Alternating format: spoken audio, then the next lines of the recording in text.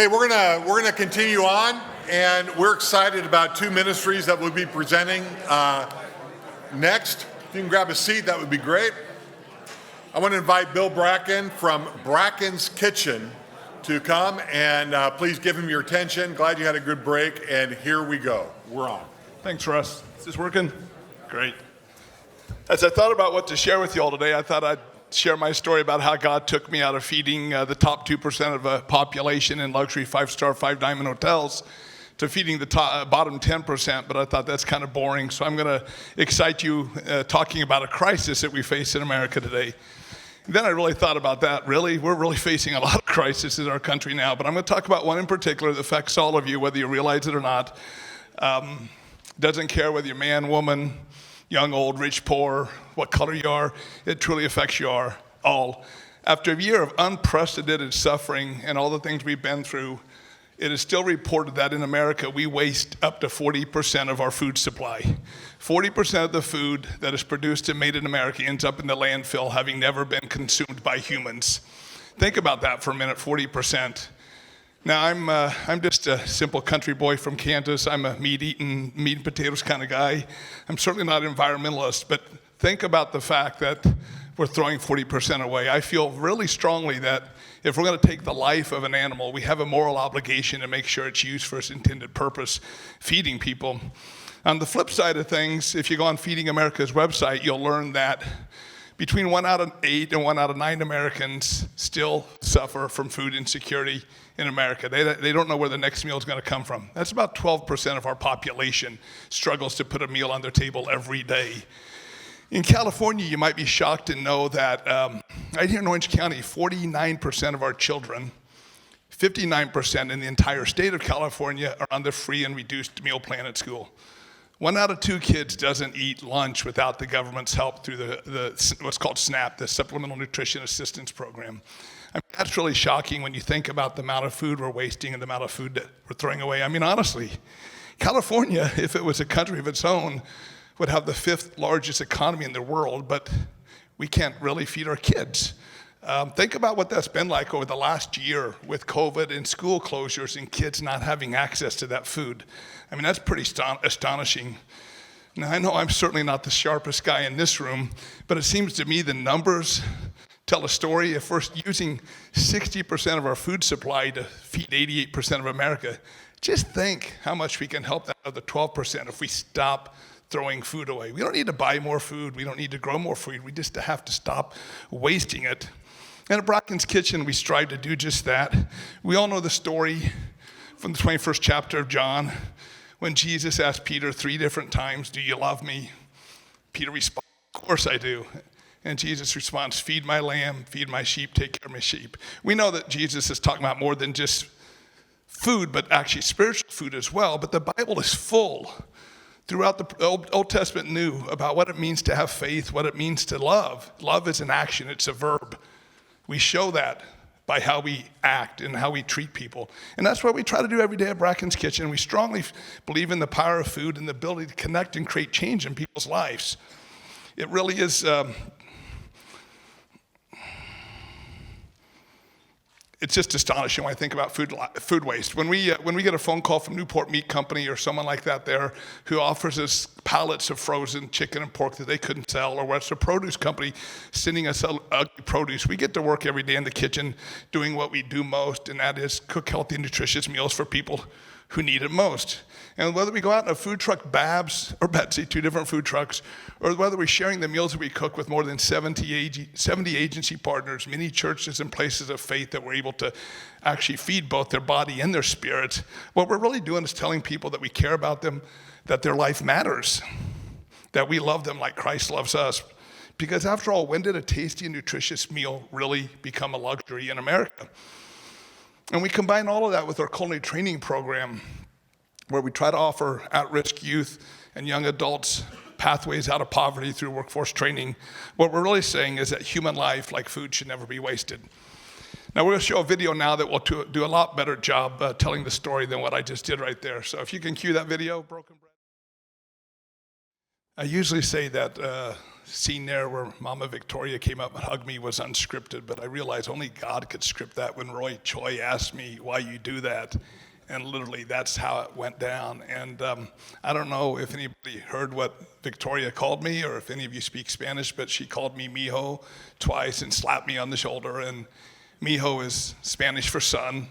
And I called her Mama Victoria. And that's what the power of food does. It helps us connect with people in meaningful ways. It helps us deliver hope.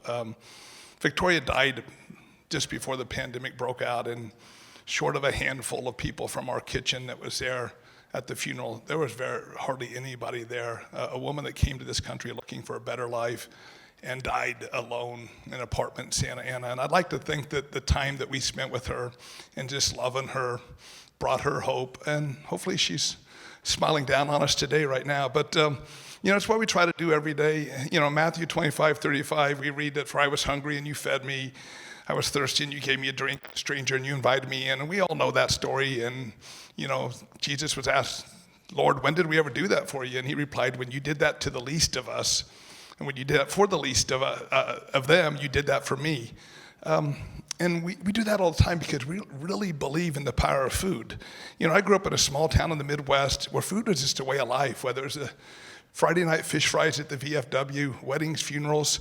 I still remember the annual fall festival. I spent more time at the food booths there than actually riding any of the rides. Food was just a way of life. It was part of community. It connected us in ways that nothing else really can. And I fast forward to my years in Beverly Hills in a 5-star, 5-diamond hotel, one of the best, and you have A-list celebrities screaming at you because their oatmeal was made with skim milk instead of whole milk. I'm like, dude, it was just oatmeal, really? I won't tell you his name. He always checked in the hotel as Mr. Friendly, by the way, just for a laugh there, and he was anything but it. For a long time, I really didn't understand that, but then it all came back to me, or it came full circle when I got deep into Bracken's kitchen. We all share the two most basic human needs for survival. The basic, the need to breathe, and the need to eat. And the problem is air is free and food is not.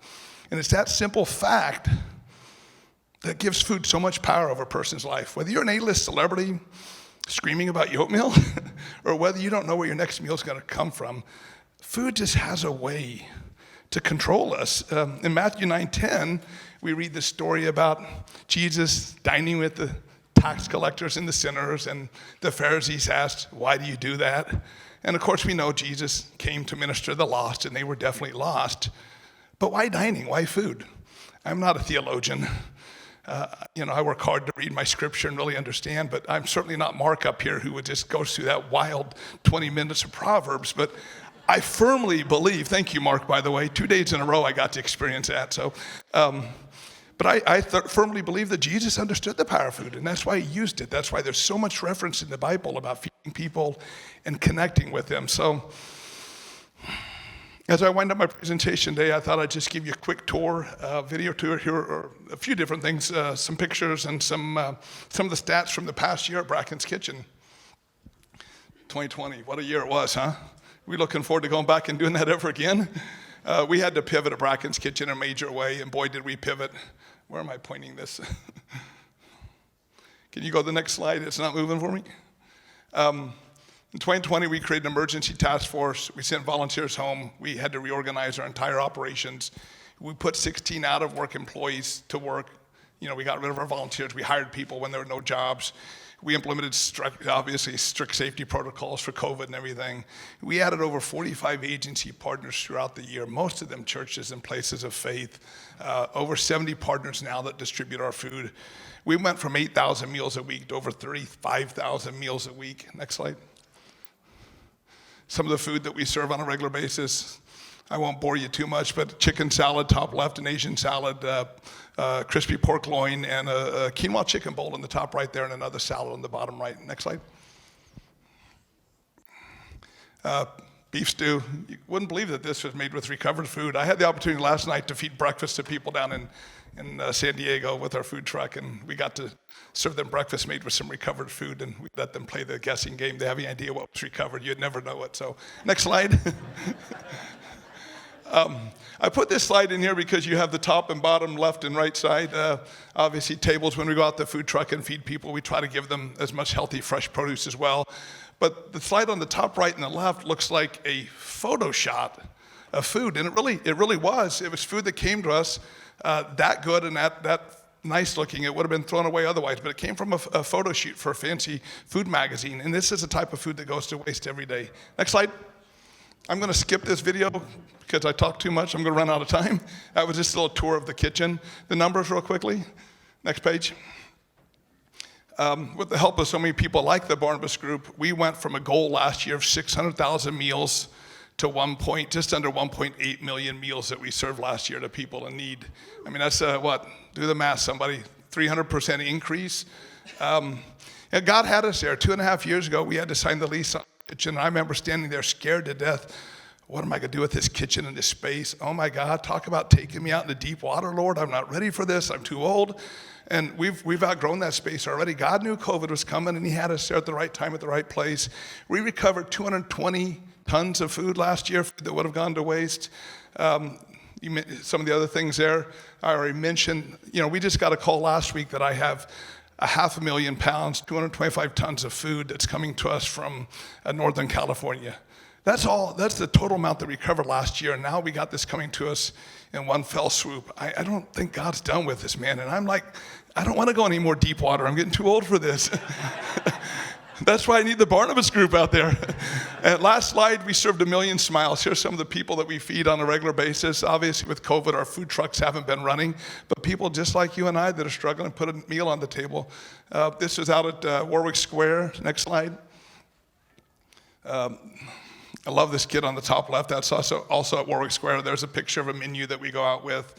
The little girl there smiling, happy as could be because she's got a plate of food in front of her. Next one. Just some more happy people. This girl on the bottom right here never had a sloppy Joe in her life, and she was in heaven eating that upside down, as you can tell. And I love sloppy Joes. That's what I remember the most from the fall festival. So I enjoy sending that to them. And last slide, I think, is a thank you. That's Mama Victoria there. One more slide of some people. And that is it. One more slide is just a thank you. I'm so honored to be able to be here today and speak with all of you, as intimidating as it is for you godly men. But thank you so much. We look forward to connecting with you. I think our form is on 45 if you want to fill it out and get more involved. Let me pray. Before I pray, just two things that you said that just jumped out at me. One is you said, this is how the world should work. Isn't that true? It just makes sense. Thank you for doing that. And then just the idea that relationships are built through food. I mean, look at us, we're here. And we all know that's true. What an opportunity. Father, thank you for Bill, just for the vision and the way you're using him this year. What a year we've all had. Yet you've positioned him in the right place at the right time to be used and be blessed and to use him to touch so many people. Father, thank you for that vision and for even a little fear of what's coming, because there's trucks of food coming, and you've positioned him to be your servant, Father. I pray that we would just stand with him, we'd pray for him, for his team, and that you would continue to use them, to leverage them, to bring you to people through the gift of food. Thank you, Lord, for Bracken's Kitchen. Amen. Thanks, Russ. Hey, on page 45, there's a response form. Really encourage you, just take a moment. There's a number of things there. I wanted to ask you what the Hungry Games are, but you're going to have to check that box to find out what that is. But fill that out. I'll give you just a minute, and then we'll introduce our next speaker. Page 45.